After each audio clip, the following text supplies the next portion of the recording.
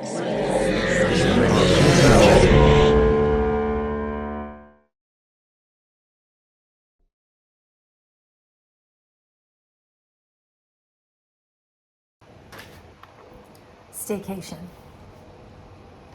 There was so much that was involved with this that the filmmakers put into it, and what they did, it was really well thought out.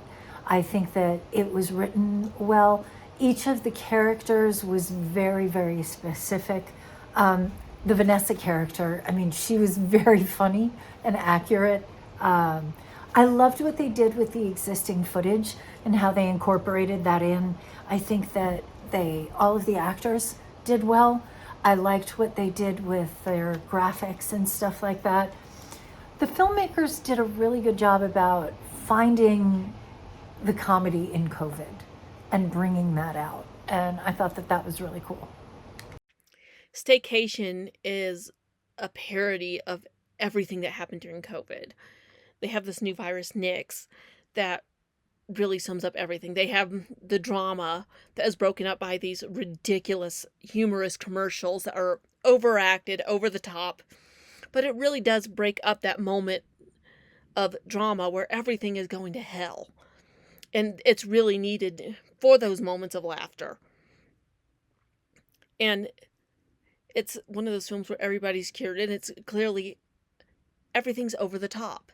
But you can tell that it's meant to be, because you have everything everybody was doing during COVID. You have people coming up with conspiracy theories, people trapped around the world. You have that one guy trying to get from an ocean away to his girlfriend that was impacted. You get a little bit of everything in this, and it's done in such a cinematic and beautiful way that makes it so real but so humorous that it takes a little bit away from what was the reality. It makes it a little bit better than most of the dystopian films. It's quite humorous where it ends with that moment of hope, where things will be all right, and that's what most films need, especially for the time period in which happened. And if a pandemic would happen again, it takes away from that moment of panic where you can find the light in the dark. And you have that humor mixed in with the drama, and it just worked really, really well with all the elements in this story coming together to kind of poke fun at a little bit of everybody. Staycation. This was quite the adventure back into our COVID past, but with absolutely a twist to it. I really loved the intersecting storylines. It kept up the pace and provided this almost like fresh breath of air to the piece, especially when it gets heavy and we return to the feelings of the pandemic years. It was interesting to have those switches to keep the audience engaged and wondering what was going to happen next. I think some of the switches were more effective than others. There were some times where I was wondering, where are we going with this?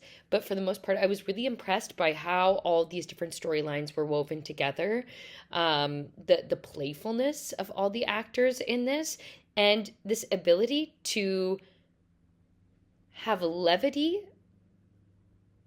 interspersed with some of the really heavy and eerie and stressful parts of it. There is that constantly looming aspect of this pandemic growing and growing, and the stresses and the unknown in the distance.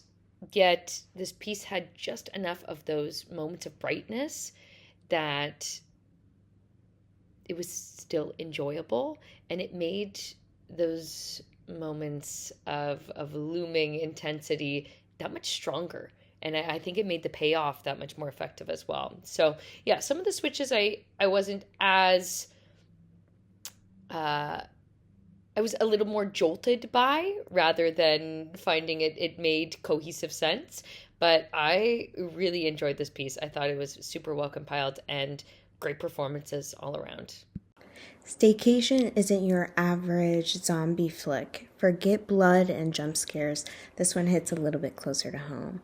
Set in a world eerily like our own post-pandemic reality, the horror unfolds slowly before our very eyes through awkward Zoom calls, through media overload, and the haunting question if, who we can still even trust, with razor sharp satire and an unsettling form of realism.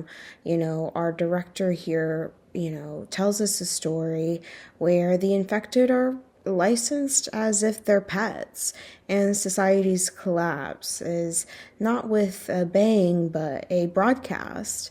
Staycation is dark, funny, and disturbingly familiar, and it is definitely horror for the age of those interested in paranoia.